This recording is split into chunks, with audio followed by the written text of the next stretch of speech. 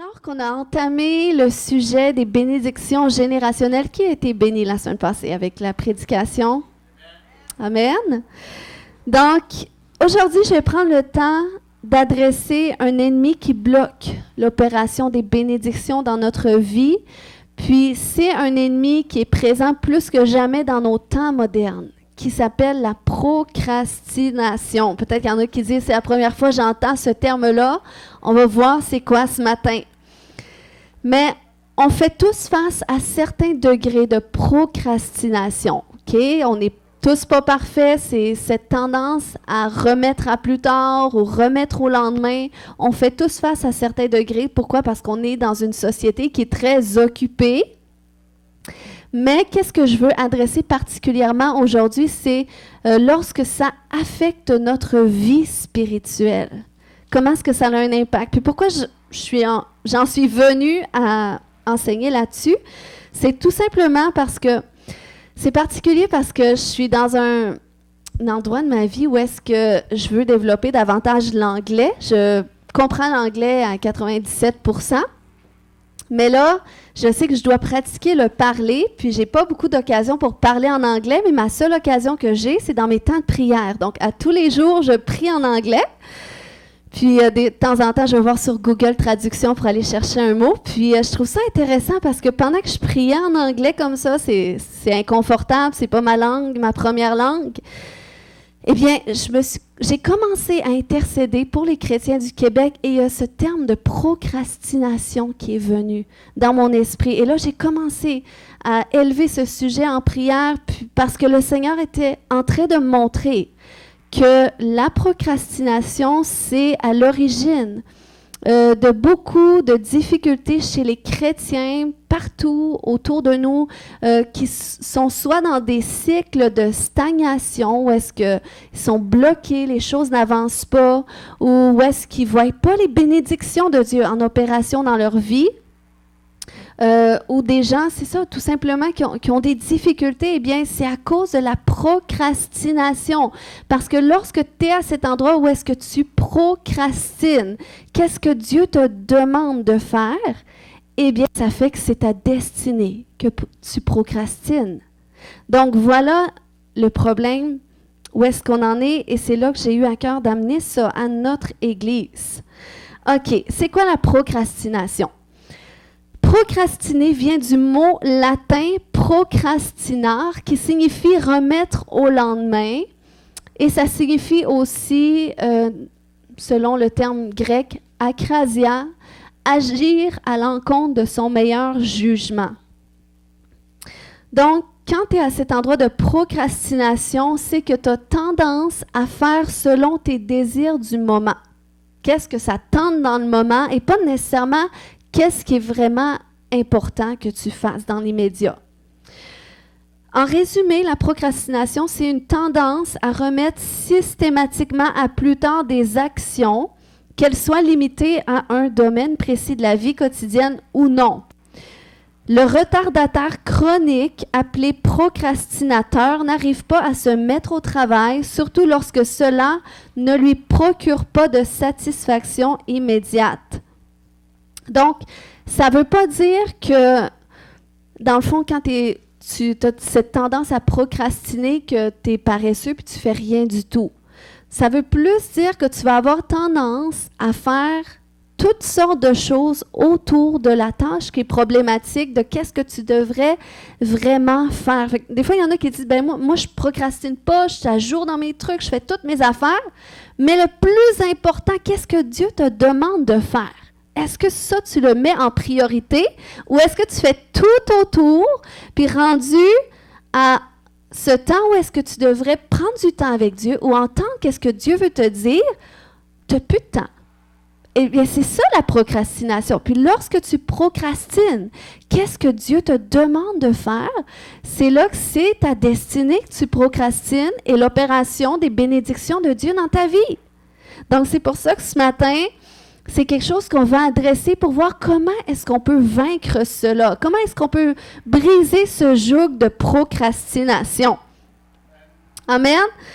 Donc, quand tu es à cet endroit de procrastination, c'est tu as cette tendance à vivre ta vie en fonction du moment présent, de qu'est-ce que tu ressens dans le moment que tu as envie de faire. Puis on sait que c'est pas toujours la bonne chose à faire. Comment est-ce que ça peut nous voler notre temps? Même dans notre ère des écrans, des médias sociaux, c'est vraiment un ennemi qui est actuel. Parce qu'on sait comment est-ce que ça nous vole notre temps. Mais plus qu'on prend conscience de ces choses, on ne peut pas supprimer les écrans, on ne peut pas dire, écoute, on se débranche de tout. On peut le faire. Mais on doit apprendre à vivre avec les différentes contraintes qu'on a. Puis plus qu'on prend conscience des choses, plus qu'on peut faire des plans d'action. Amen? Donc, c'est une réalité, la procrastination, que même Paul avait annoncée comme une réalité des derniers temps en disant dans 2 Timothée 3 et 4, où est-ce qu'il avait dit « Sache bien que dans la période finale de l'histoire, les temps seront difficiles. » Et là, il parle des hommes, il dit « emportés par leur passion ». Et c'est ça, emporté par tes passions du moment. Tu fais selon qu'est-ce que ça tente de faire. Et il dit un peu plus loin, à la fin, « ils aimeront le plaisir plus que Dieu ». Et c'est ça. Lorsque tu es à cet endroit où est-ce que tu fais tout autour de qu'est-ce qui est vraiment important, c'est que tu cherches justement à faire qu'est-ce que ça tente, qu'est-ce qui te fait plaisir plutôt que qu'est-ce que Dieu voudrait que tu fasses. Maintenant, c'est quoi la racine de la procrastination? Puis vous voyez, c'est un problème qui est vraiment réel. On le vit tous, je dirais, à différents degrés parce que c'est quelque chose qu'on doit confronter à tous les jours, mais il y en a que c'est vraiment un problème où est-ce qu'ils sont congestionnés dans leur vie. Puis il y a même beaucoup de gens qui me contactent pour de la délivrance à ce sujet-là parce qu'ils réalisent combien c'est un problème dans leur vie. Mais déjà, en allant adresser la chose, en allant voir un petit peu plus loin, mais d'où est-ce que ça vient? Mais ça va nous aider à voir comment est-ce qu'on peut le vaincre. Donc, certaines études mentionnent que derrière la procrastination peuvent se cacher la peur du regard des autres, la peur de l'échec ou encore une faible estime de soi. Ça, on s'entend que c'est la procrastination en général. Puis la procrastination peut se maquiller parfois en perfectionnisme. Donc, si ça dit qu'il y a des émotions négatives qui peuvent se cacher derrière la procrastination, c'est que lorsque justement tu es à cet endroit de procrastination, déjà là, c'est comme si c'est une forme de déconnexion émotionnelle où est-ce que tu ne prends pas le temps de réaliser comment est-ce que tu te sens. Comment est-ce que tu vas? Fait que tu procrastines même ton processus de conscience intérieure, puis tu fais d'autres choses à la place. Tu vas camoufler ton état émotionnel, ton état spirituel, puis tu fais toutes sortes de choses pour justement pas aller traiter ces choses-là. Puis,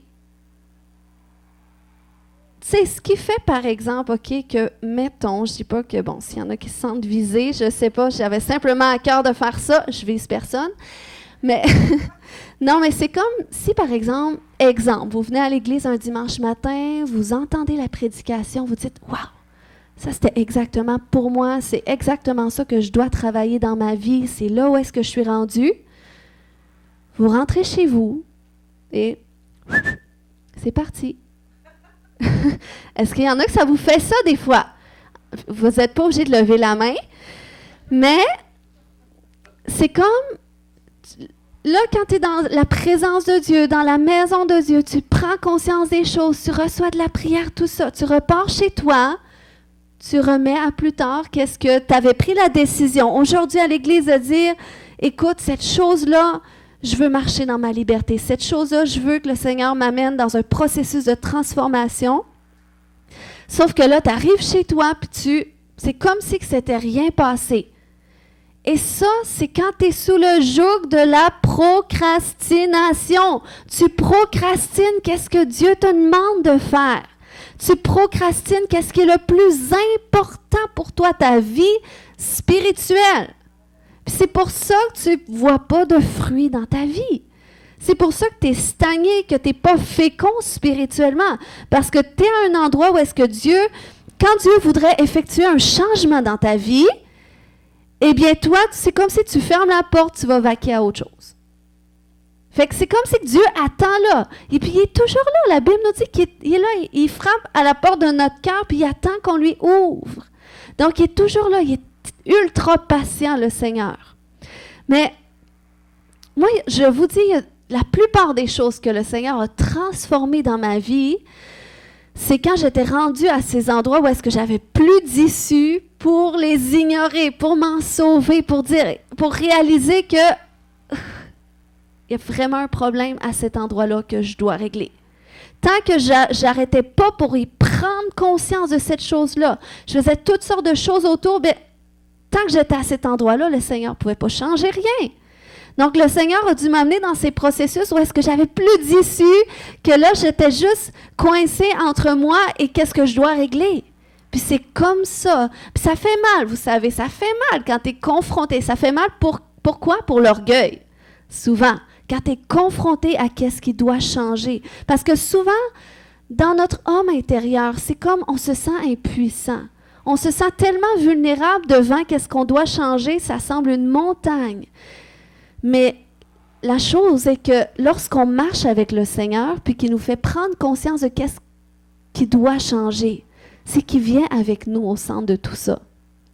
Il vient avec nous au centre de notre fournaise. Puis il veut nous donner les moyens pour s'en sortir. Donc ça, c'est la bonne nouvelle. Donc c'est pour ça que je vous dis, on doit sortir de ce joug-là de procrastination. Parce que sinon, on va stagner. C'est comme si tu as une plaie ouverte sur ton corps, puis tu mets toujours un pansement. Puis c'est vraiment une plaie qui est ouverte, puis c'est pas beau.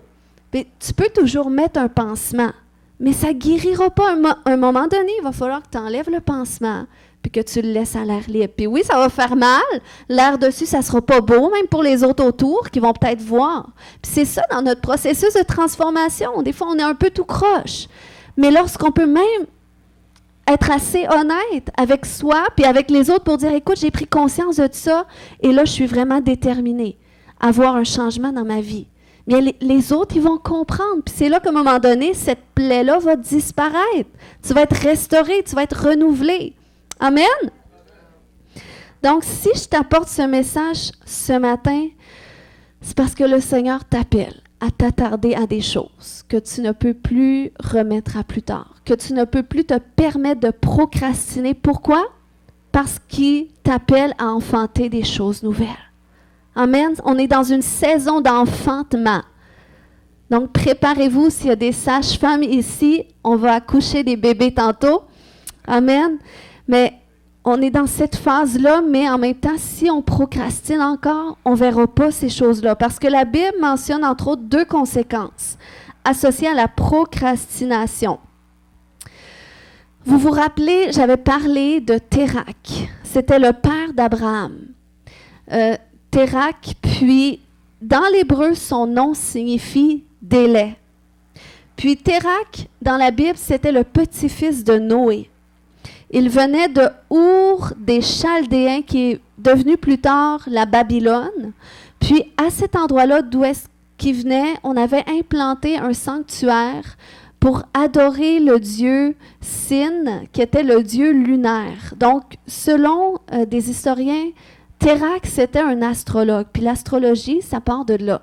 Où est-ce que finalement, l'astrologie, c'est le culte des idoles. Parce que qu'est-ce qu'il faisait? C'est que dans le fond, ils croyaient que Dieu, c'était la lune. Que la lune, c'était un dieu, c'était leur dieu qui était présent la nuit. Et ils étudiaient la position des astres, croyant que c'était des messages qu'ils recevaient de leur divinité. Et c'est comme ça qu'il conduisait sa vie, Térak. Mais son nom signifiait délai. Puis regardez ce que ce culte aux idoles a engendré comme malédiction sur sa vie. Dans le fond, on voit premièrement la mort prématurée. Donc, dans Genèse 11, 27, 28, ça nous partage que Térak avait 3 fils. Il y avait Abraham, il y avait Nahor et il y avait Haran.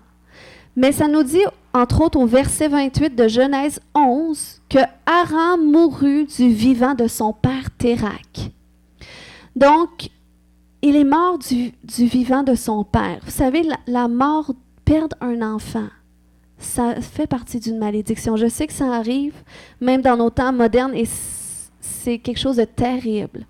Mais si ça partage ça particulièrement dans cette histoire, c'est que ça montre qu'il y avait cette malédiction-là de mort prématurée attachée à sa vie. Puis, lorsque quelqu'un est sous le joug du délai, eh bien, sous le joug de la procrastination, parce que c'est ça, le délai et procrastiner, remettre à plus tard, être dans le délai, eh bien, ça l'engendre la mort prématurée. C'est que tu ne parviens pas à mettre à terme. Qu'est-ce que Dieu t'appelle à mettre à terme? C'est comme ta destinée ou les dons que Dieu a mis en toi. Ça ne parvient pas à atteindre sa pleine portée. Soit qu'il y a quelque chose qui bloque en chemin, puis finalement, tu changes de route, t'abandonnes, ou tu peux être à cet endroit d'instabilité. Ou est-ce que tu recommences toujours quelque chose? Tu ne parviens pas à terminer quelque chose que tu commences. Donc, c'est comme si que finalement, tu reviens toujours à la case départ parce que ça ne porte pas de fruits, ça se développe pas, ça ne grandit pas. Donc, ça, c'est quand tu es sous le joug de la procrastination, c'est ce que ça occasionne. Et ça, souvent, lorsque tu es là, c'est que tu vas agir davantage en fonction de tes pulsions du moment. Qu'est-ce que tu devrais vraiment faire dans la saison de ta vie? Où est-ce que tu es? Donc, c'est pour ça que tu recommences tout le temps quelque chose. Tu ne le termines pas parce que tu ne te questionnes pas à savoir qu'est-ce que tu dois réellement faire? Qu'est-ce qui est important pour toi dans ta saison? Et peut-être que tu ne le sais pas parce que tu es à cet endroit où est-ce que tu as du mal à discerner qu'est-ce que tu dois faire. Tu as du mal à discerner la voix de Dieu de la tienne. Tu penses que ta pulsion, c'est le Saint-Esprit. Tu dis, oh, le Saint-Esprit m'a révélé cela. Mais curieusement, le lendemain, tu fais totalement le contraire. Donc, le Seigneur ne se contredit pas. Puis parfois, il faut être assez honnête avec nous-mêmes pour dire, je croyais que c'était Dieu, mais c'était moi. Mais quand tu es sous ce joug-là du délai, des fois, tu ne parviens pas à discerner la différence. Pourquoi? Parce que quand tu es déconnecté émotionnellement, eh bien, veux pas, tu es déconnecté spirituellement aussi à quelque part. Puis c'est là aussi que tu peux être à cet endroit, on a dit de mort prématurée ou encore de stérilité. Et ça, c'est une autre conséquence qui était sur la descendance de Térakh.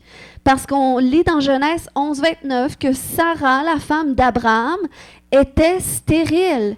Elle ne pouvait pas avoir d'enfant.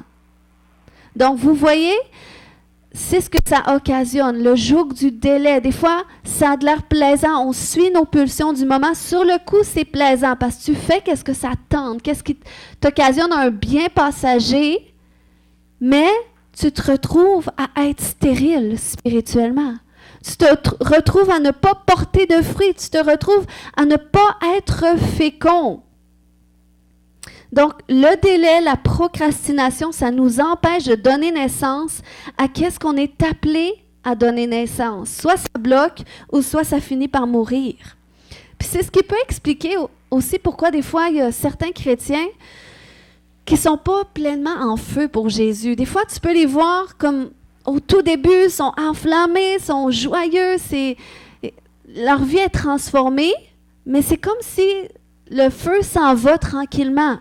Puis à un moment donné, soit qu'ils abandonnent ou soit qu'ils vont dans une autre direction. Ça peut nous arriver à tout le monde parce qu'on traverse tous des saisons qui sont différentes. Des fois, on vit des choses difficiles. Mais je parle de ce type de croyants-là qui sont conduits par leur pulsion. Tantôt, le message les encourage, leur fait du bien, ils retournent chez eux, ils vivent quelque chose de difficile, ou lorsqu'ils sont confrontés à quelque chose qui devrait changer en eux, eh bien là, ils sont désemparés et prennent une autre direction. Et même Jésus en a parlé dans cette parabole du semeur en disant, dans Matthieu 13, 20, 21, que le grain qui est tombé sur le sol rocailleux représente celui qui entend la parole et l'accepte aussitôt avec joie, mais qui ne la laisse pas s'enraciner en lui. Donc, tu es à cet endroit où est-ce que tu as du mal à avoir qu'est-ce que l'œuvre que Dieu fait dans ta vie a du mal à prendre racine? Et ça dit que c'est un homme inconstant et versatile, que dès que surviennent des difficultés, qu'il faut souffrir ou être persécuté à cause de la parole, ils abandonnent tout. Donc, ça revient au même que ceux qui sont sous ce joug de procrastination, parce qu'ils sont déconnectés de soi, déconnectés de leurs conditions, ce qui fait en sorte qu'ils sont déconnectés spirituellement. Donc, ils parviennent difficilement, justement, à laisser l'œuvre de Dieu prendre racine en eux. Donc, ça ne porte pas de fruits. C'est pour ça que le Seigneur, il veut te délivrer de la procrastination. Amen. C'est pas pour rien que Abraham ne pouvait pas enfanter sa destinée sans qu'il quitte le lieu et la culture dans laquelle il se trouvait. Avant que Dieu l'appelle, ça nous dit dans Genèse 11, 31-32 que Térak partit d'Our des Chaldéens, amenant avec lui son fils Abraham, son petit-fils Lot, le fils de Haran et Sarah, sa belle-fille, la femme d'Abraham, pour se rendre au pays de Canaan.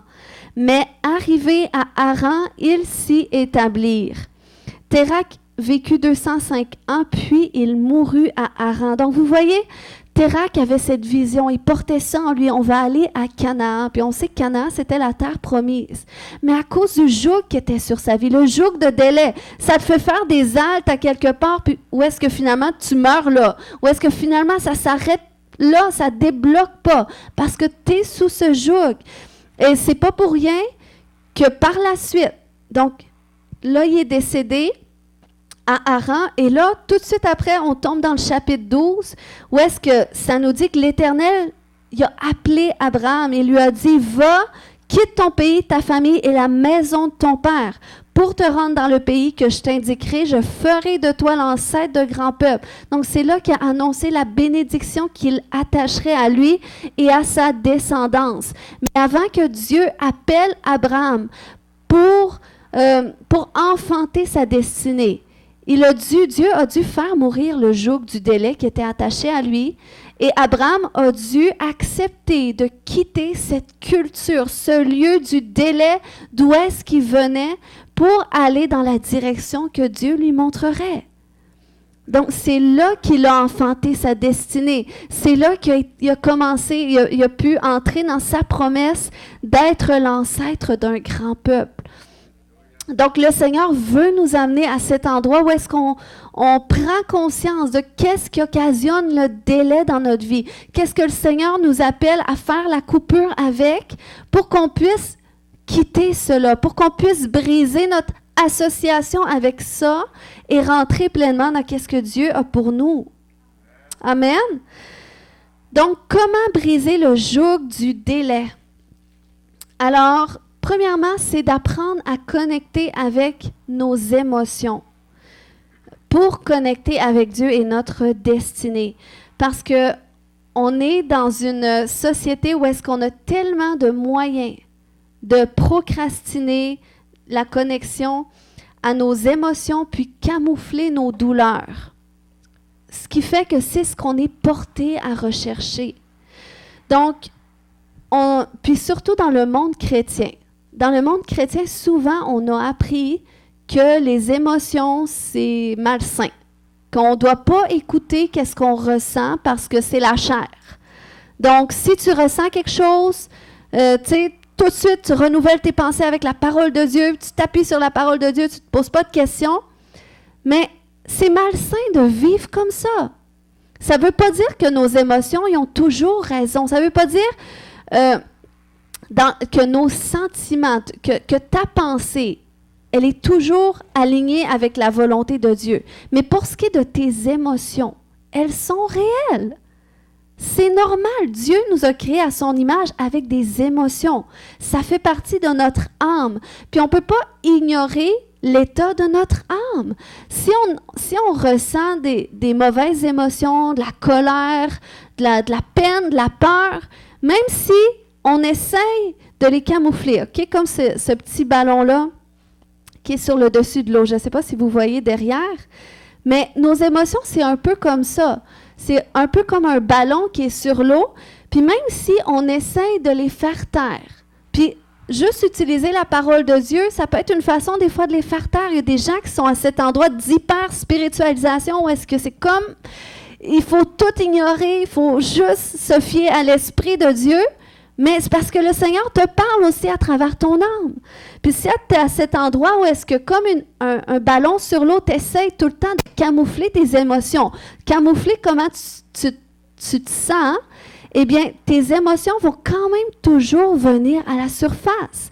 Puis c'est quoi les moyens qu'on utilise souvent pour camoufler? Quand je parle de camoufler, c'est quand on utilise quelque chose qui va peut-être apaiser ces émotions-là, apaiser les douleurs. Des fois, ça peut être le travail excessif. Des fois, ça peut être les dépendances, l'alcool, la drogue, la nicotine. C'est des moyens que le monde offre pour camoufler qu'est-ce qui est vraiment à l'intérieur de nous, qui est négatif finalement. Des fois, ça peut être le péché, les trucs qui sont malsains, que justement, que ça fait partie des œuvres de la chair, des plaisirs de la chair. Tout ce qui est dépendance ou tout ce qui est... Il y en a que c'est la pornographie. Des fois, je vous dis, quand les hommes ont des problèmes avec la pornographie, c'est parce qu'il y a quelque chose qui essaie de camoufler avec ça. C'est juste un truc pour essayer de camoufler qu'est-ce qui va pas à l'intérieur d'eux. C'est aussi pire que tout. Il y en a que c'est la nourriture, puis des fois c'est pas nécessairement mal vu, mais quoi qu'on en parle quand même dans la Bible, que la gloutonnerie c'est un péché. Mais combien, des fois, c'est à toutes les fois qu'on se sent pas bien ou qu'on sent la solitude, on va ouvrir le frigidaire. Mais ça, c'est encore, une fois, c'est pour camoufler la solitude. Donc, vous voyez, on a beaucoup de moyens en tant qu'être humain pour camoufler nos émotions, pour camoufler nos douleurs.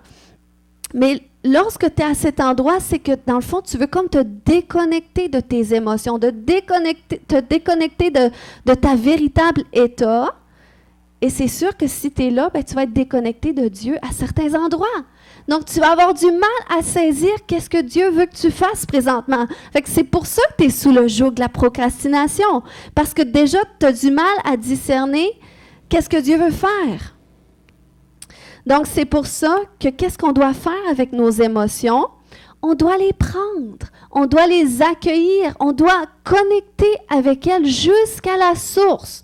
Pour les comprendre, d'où est-ce que ça vient? Pourquoi est-ce que je me sens comme ça? Ça part de où?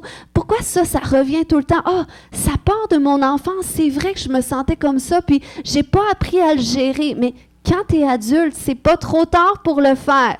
Donc, le Seigneur, c'est ça qu'il veut qu'on fasse, parce que être en santé émotionnelle, c'est pas non plus être toujours joyeux. Puis des fois, en tant que chrétien, je veux dire, on sait que la joie du Seigneur, c'est notre force, puis amen, on parle par la foi, on vit par la foi, puis ça, c'est correct. Mais des fois, ça arrive que tu files pas, puis c'est correct de le dire aussi. Jésus était dans une santé émotionnelle parfaite, mais on a vu que des fois, il était en colère, des fois, il était dans l'angoisse, des fois, il était dans la peur avant d'aller sur la croix. Il a vécu toutes les émotions, Jésus. Des fois, il y a eu de la tristesse, de la peine, il a pleuré. Donc, il nous a montré que les émotions, c'est normal de les vivre. Et il faut savoir, dans le fond, les gérer d'une façon saine. Parce que c'est sûr que si, par exemple, quand tu es en colère, tu cries sur les gens que tu aimes, là, c'est là que tu peux prendre ça comme un symptôme de « Oups, il y a quelque chose que je dois aller travailler parce que c'est malsain de la façon que je gère mon émotion. » C'est malsain de la façon que je le communique. Donc, qu'est-ce que je dois faire? C'est que je dois aller jusqu'à la source de mon émotion dans mon âme. D'où est-ce qu'elle vient, cette colère-là? Mais j'ai peur de quoi? C'est qu'est-ce qui me rend impatient? Qu'est-ce qui m'inquiète en bout de ligne? Et pourquoi ça m'inquiète? Parce que dans le passé, c'est arrivé que c'est ce genre de situation-là. Donc là, j'ai peur que ça se reproduise. Donc, c'est d'aller traiter ça avec le Seigneur. Tu n'as pas besoin d'être un psy. Je ne suis pas un psychologue ce matin. Donc, tu as juste besoin d'être à cet endroit de conscience, puis le Saint-Esprit, celui qui nous conduit dans toute la vérité, notre compagnon, notre consolateur, celui qui connaît toutes choses, c'est son rôle de faire ça. Amen. Puis plus que tu le fais, ben plus que tu vas être en mesure de connecter avec Dieu et avec ta destinée. Parce qu'on est appelé à enfanter notre destinée. S'il y a juste 1% de chrétiens au Québec, OK? C'est parce que Dieu compte sur ce 1%-là qui suffit pour aller toucher le 99 autres pourcents qui manquent. Mais si on est à cet endroit-là de stérilité, de mort prématurée, que finalement on poursuit pas la course dans le temps, eh bien, à quoi qu'on sert? Donc, on doit, si on est avec le Seigneur, on l'est ou on l'est pas. On l'est pleinement ou on l'est pas. Donc, si tu veux être pleinement avec Dieu, rentre dans ce processus. Parce que, tu sais, s'il y a beaucoup de chrétiens qui ne lisent pas leur Bible, qui ne prient pas, la vérité, c'est que vous êtes dans la procrastination. C'est juste ça. Vous procrastinez qu'est-ce qui est important pour chaque croyant de faire. Mais ce n'est pas de la condamnation que je fais ce matin. C'est juste pour vous permettre de prendre conscience parce qu'on a, dans le fond, il n'y a personne qui peut se glorifier de ne pas procrastiner, tout ça, parce que c'est à tous les jours on a besoin de la grâce de Dieu. Mais c'est ça, si tu ne fais pas ces choses-là qui sont importantes, c'est parce que tu procrastines. Puis, c'est pour ça que tu as besoin, justement, c'est pour ça que j'amène ce message-là, en fait. C'est parce que même si je te prêche que tu dois lire ta Bible et prier, mais tant que tu n'es pas connecté à toi, tant que tu es déconnecté émotionnellement, que tu n'apprends pas à traiter tes émotions, traiter ta santé émotionnelle, c'est sûr que spirituellement, tu ne seras pas connecté non plus à ce que Dieu veut faire. Puis tu ne seras pas connecté à ce que Dieu te demande. Amen. Puis c'est un petit peu ce qui s'est produit dans la parabole des 10 vierges. Si on prend le temps de le lire dans Matthieu 25, ça dit que ce jour-là, il en sera du royaume des cieux comme de 10 jeunes filles qui prirent leurs lampes et s'en allèrent à la rencontre du marié. 5 d'entre elles étaient insensées. Il y a d'autres versions qui disent folles. Les 5 autres étaient avisées ou sages. Les jeunes filles insensées prirent leurs lampes sans penser à emporter de réserve d'huile. Mais celles qui étaient avisées prirent avec leurs lampes des flacons contenant de l'huile. Comme le marié se faisait attendre, elles s'assoupirent toutes et finirent par céder au sommeil. À minuit, un cri retentit, « Voici l'époux, allez à sa rencontre. » Toutes les jeunes filles se levèrent et préparèrent leurs lampes. Alors les jeunes filles insensées s'adressèrent à celles qui étaient avisées, « Donnez-nous de votre huile, car nos lampes sont en train de s'éteindre. » Mais celles-ci leur répondirent, « Non, il n'y en aurait jamais assez pour nous et pour vous. Courez plutôt vous en acheter chez le marchand. » Elles partirent en chercher. Pendant ce temps, le marié arriva. Celles qui étaient prêtes entrèrent avec lui dans la salle de noces et l'on ferma la porte. Plus tard, les autres jeunes filles arrivèrent à leur tour, mais elles eurent beau crier, « Seigneur, Seigneur, ouvre-nous !» Il leur répondit, « Vraiment, je vous l'assure, je ne sais pas qui vous êtes. C'est pourquoi, ajouta Jésus, tenez-vous en éveil, car vous ne savez ni le jour ni l'heure de ma venue. » Donc, c'est une belle analogie pour nous montrer que ces 5 femmes-là qui étaient insensées, ces vierges-là qui attendaient l'époux, puis l'époux qui représente Jésus, son retour. Puis son retour, il peut revenir avant que nous, on aille vers lui, ou ça peut être nous qui va à sa rencontre le jour où est-ce que, on ne sait pas, ça va être la fin pour nous. Mais on voit que 5 d'entre elles qui ont manqué d'huile, pourquoi? Parce qu'ils n'ont pas été prévoyantes. Parce qu'ils vivaient sur le moment. Sur le coup, ils se sont dit, on en a assez. Donc, ils ne pensaient pas dans le temps. Ils n'ont pas été prévoyantes, donc ça les a rendues nonchalantes. Et lorsque tu es à cet endroit de procrastination, c'est que tu es comme nonchalant par rapport à ta destinée. C'est comme si même tu prends pour acquis, des fois, ton salut.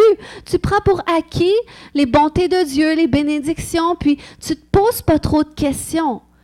Jusqu'au jour où est-ce que l'époux va arriver. Et là, parce que tu ne t'étais pas préparé, parce que tu n'étais pas avisé, parce que tu ne te posais pas de questions, bien, tu vas manquer.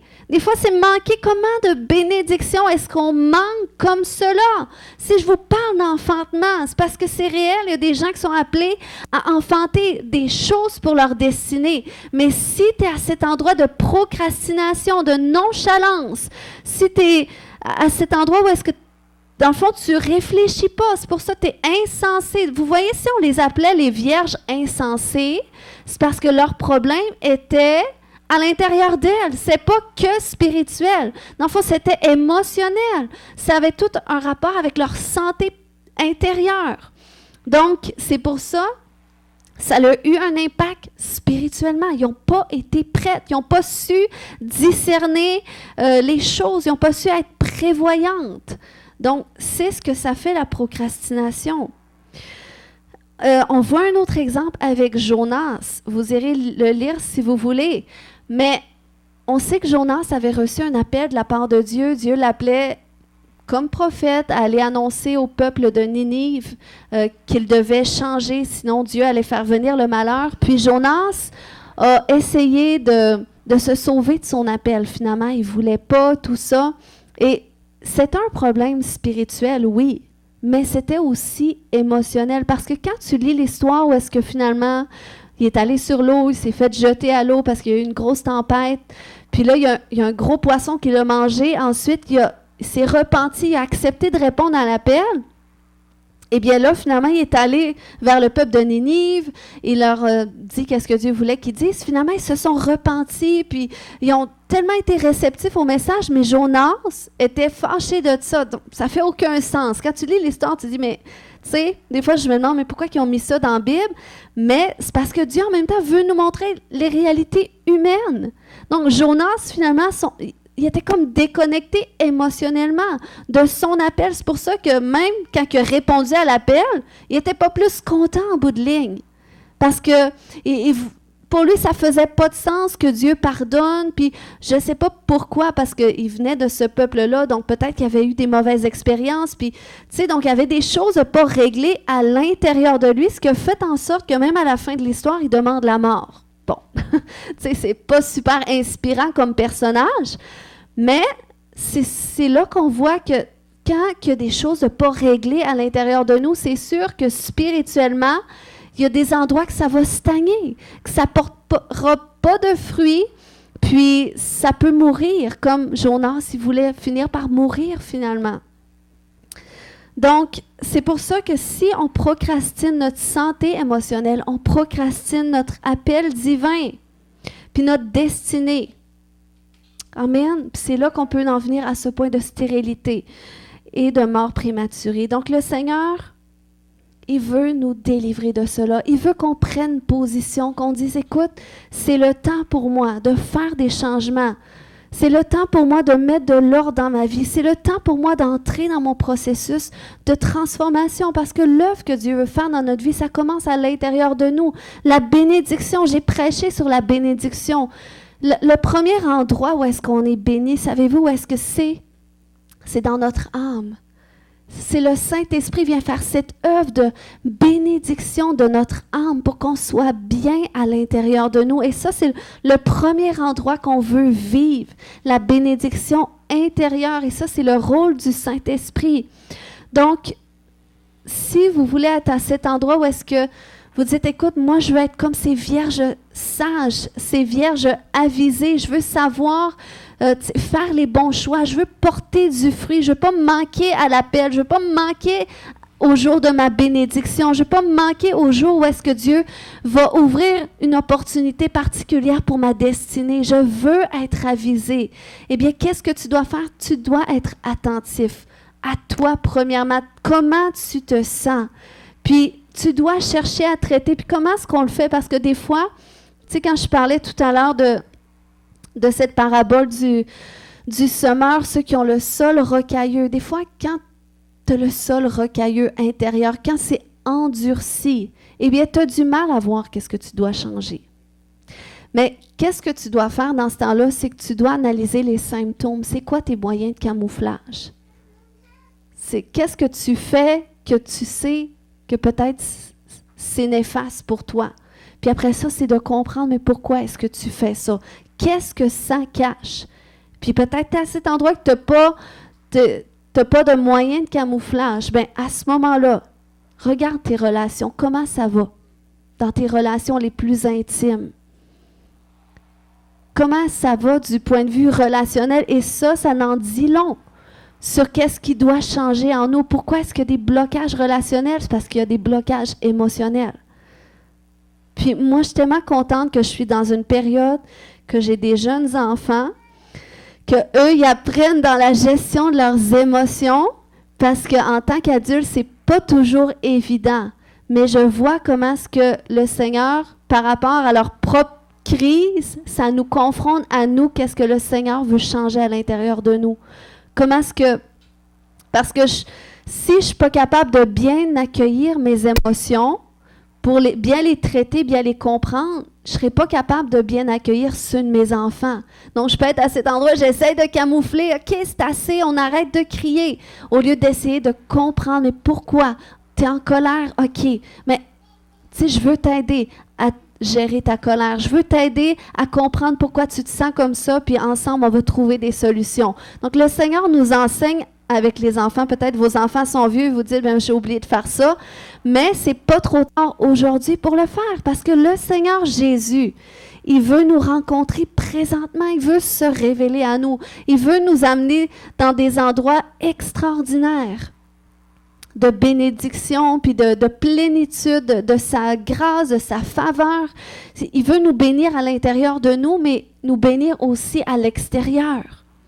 Et pour ça, on doit marcher avec lui. On a besoin de lui. On a besoin d'être connectés. Si les vierges sages, les vierges avisées étaient prévoyantes, c'est parce qu'elles se projetaient avec leur époux.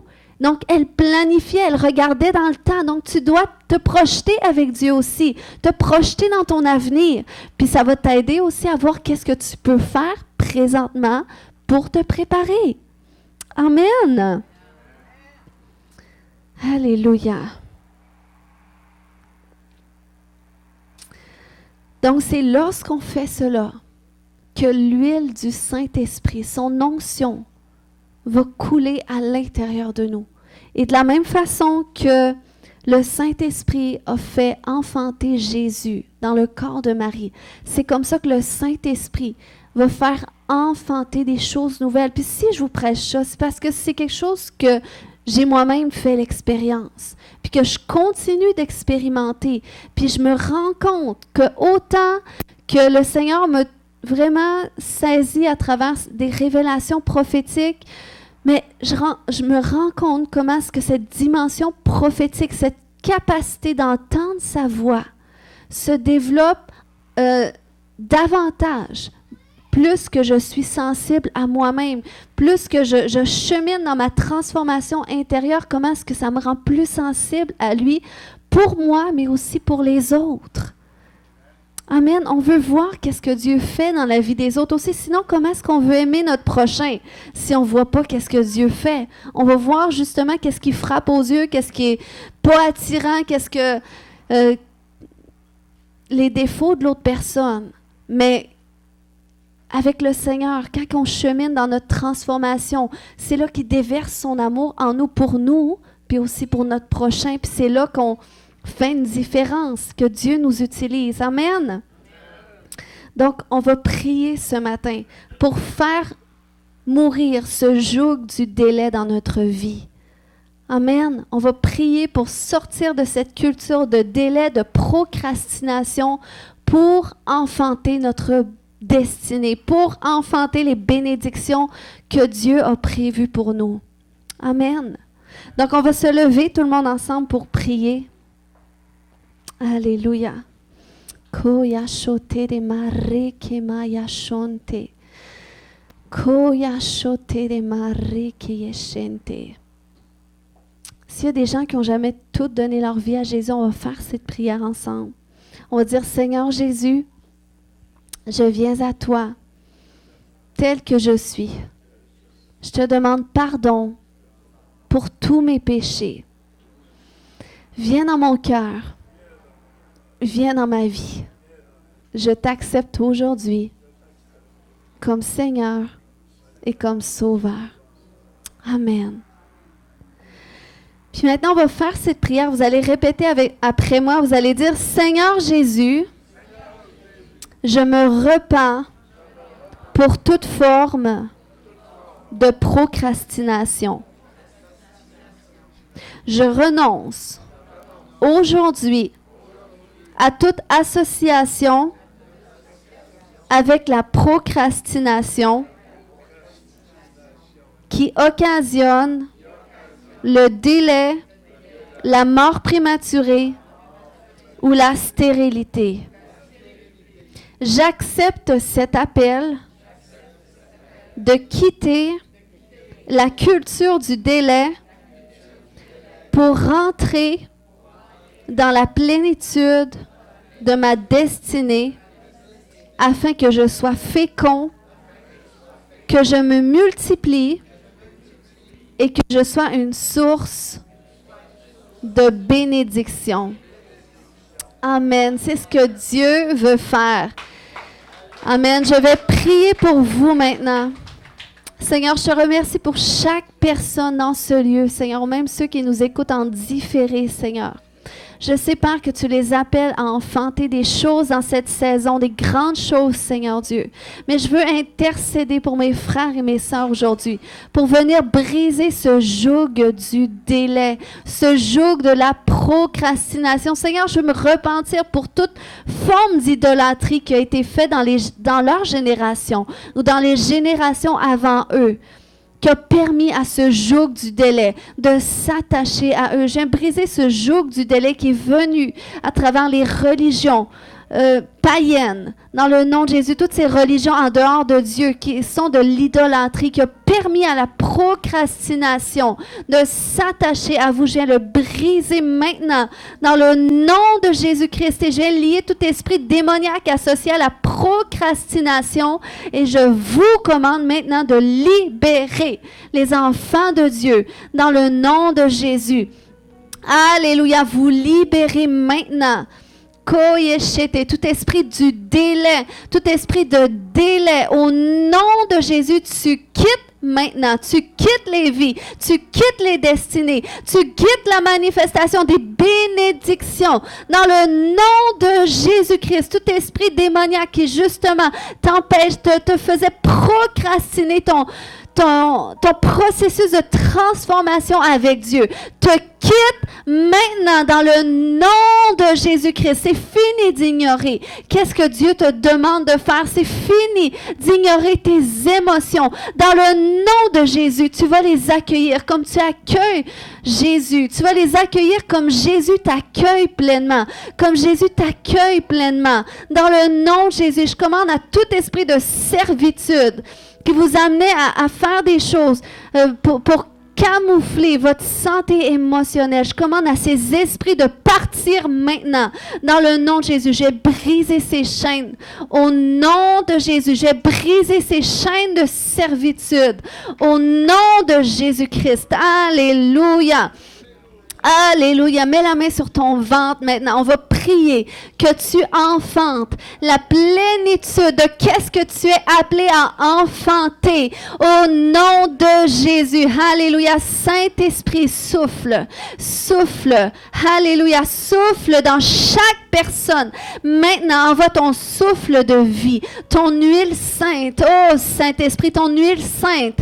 Ton huile sainte qui les rend avisés, qui les rend alertes, qui les rend allumés, qui les rend réveillés, qui les rend attentifs, oh Seigneur Dieu, qui ouvre leurs yeux spirituels, qui ouvre leurs oreilles spirituelles, qui ouvre leur entendement. Au nom puissant de Jésus-Christ, et je viens activer tout ce que tu dois enfanter au nom de Jésus. Alléluia.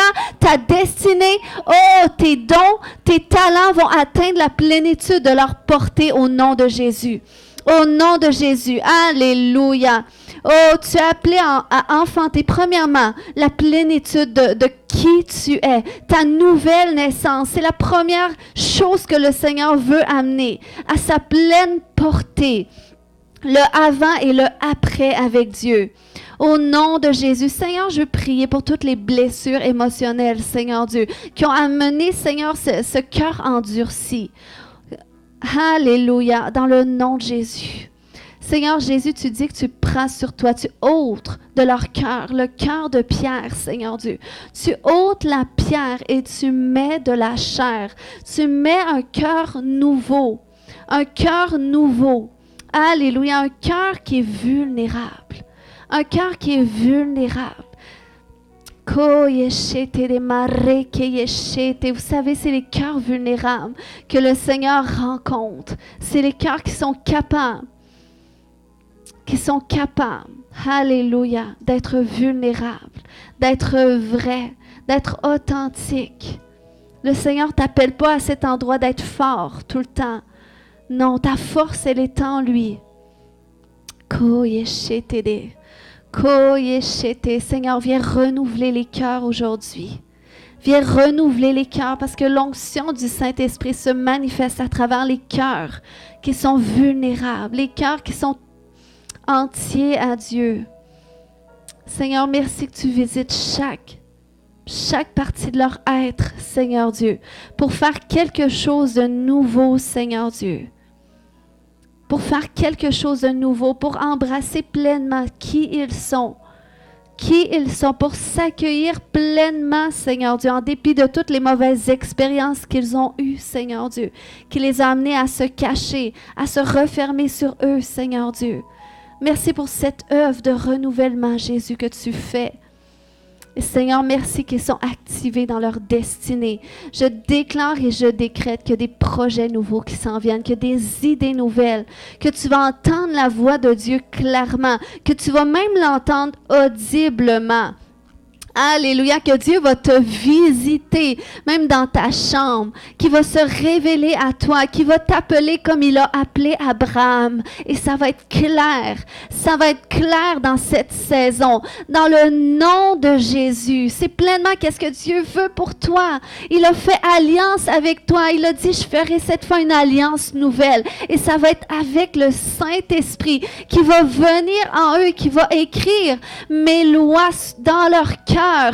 Alléluia, tu as reçu le Saint-Esprit. Sois renouvelé d'une touche nouvelle du Saint-Esprit dans le nom de Jésus. Dans le nom